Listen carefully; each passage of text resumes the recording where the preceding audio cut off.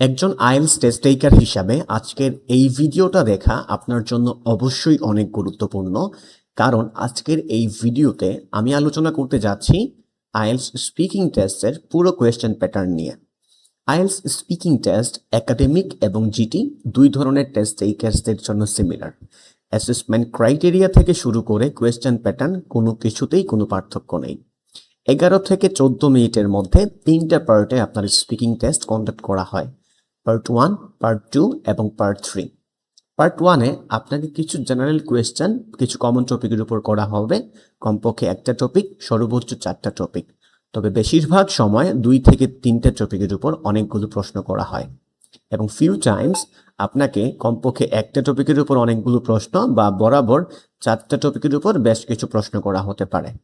Part 2-তে আপনাকে একটা কিউকার topic provide করা হবে। যদি আপনি ফেস টু ফেস টেস্ট দেন তাহলে একটা স্লিপে, আর যদি আপনি ভিডিও কলে টেস্ট দেন তাহলে আপনার স্ক্রিনে একটা টপিক প্রেজেন্ট করা হবে। তারপর আপনাকে 1 মিনিট সময় দেওয়া হবে নোট মেকিংয়ের জন্য। আপনার ডেস্কে একটা পেপার এবং একটা পেন বা পেন্সিল রাখা থাকবে। ওই পেপার এবং পেন ইউজ করে আপনাকে নোট মেকিং মেনটেন করতে হবে ওই 1 মিনিটের মধ্যেই। তারপর যখন আপনাকে বলা হবে ইউ ক্যান স্টার্ট নাও, তখন আপনাকে শুরু করতে হবে এবং 1 থেকে 2 মিনিট কথা বলতে হবে এই কিউকার টপিকের উপর। আপনি যে বরাবর 2 মিনিট কথা বলবেন ব্যাপারটা কিন্তু একদম এরকম না। আপনাকে 1 মিনিট 10 সেকেন্ড, 15 সেকেন্ড বা যে কোনো সময় আপনাকে থামানো হতে পারে। টোটালি ডিপেন্ড করে এক্সামিনারের উপর। আপনাকে থামানোর পর সাথে সাথে যদি কোনো কোয়েশ্চেন করে, এটাকে কিন্তু পার্ট 3 এর কোয়েশ্চেন মনে করে ভুল করা যাবে না। এটা একটা ইনস্ট্যান্ট কোয়েশ্চেন, সব সময় যে করা হবে এমন না, তবে বেশিরভাগ সময় করা হয়। যদি এরকম কোনো ইনস্ট্যান্ট কোয়েশ্চেন করা হয় তাহলে এটার অ্যান্সার দিতে হবে ডিরেক্টলি 1 সেন্টেন্সে। ডেসক্রিপটিভ ওয়েতে এটার অ্যান্সার দেওয়া যাবে না। তারপর পার্ট 3-তে আপনাকে কিছু ফলো আপ কোয়েশ্চেন করা হবে পার্ট 2 রিলেটেড।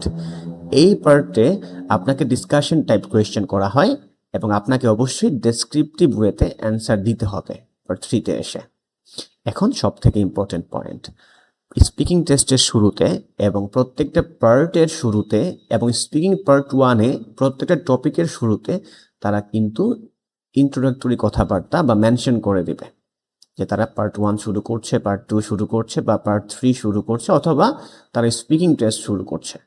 যেমন স্পিকিং টেস্টের শুরুতে তারা এরকম বলতে পারে, হুবহু যে আমার মতো করেই বলবে এমন না, যে this is the speaking test of the international English language testing system taking place at Explorer Academic Hall in Sylhet, Bangladesh.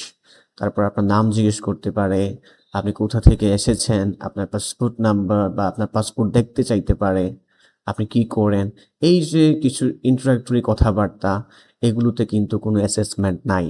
যখন তারা পার্ট 1 শুরু করবে তারা মেনশন করে দিবে যে পার্ট 1 শুরু হচ্ছে like in this first part of the speaking test, অথবা in this part of the speaking test, অথবা now I am going to ask you. মানে এক কথায় তারা পার্ট 1 মেনশন করবে যে পার্ট 1 তারা শুরু করছে। পার্ট 1-এ থাকা প্রত্যেকটা টপিকের উপর প্রশ্ন করার সময় আবারও তারা মেনশন করবে প্রত্যেকটা টপিক। যেমন let's talk about your home town, অথবা let's move on to talk about your home ও অ্যাকোমোডেশন। এভাবে তারা প্রত্যেকটা টপিকের উপর প্রশ্ন করার সময় তারা ওই টপিকটা মেনশন করে তারপর প্রশ্ন করবে।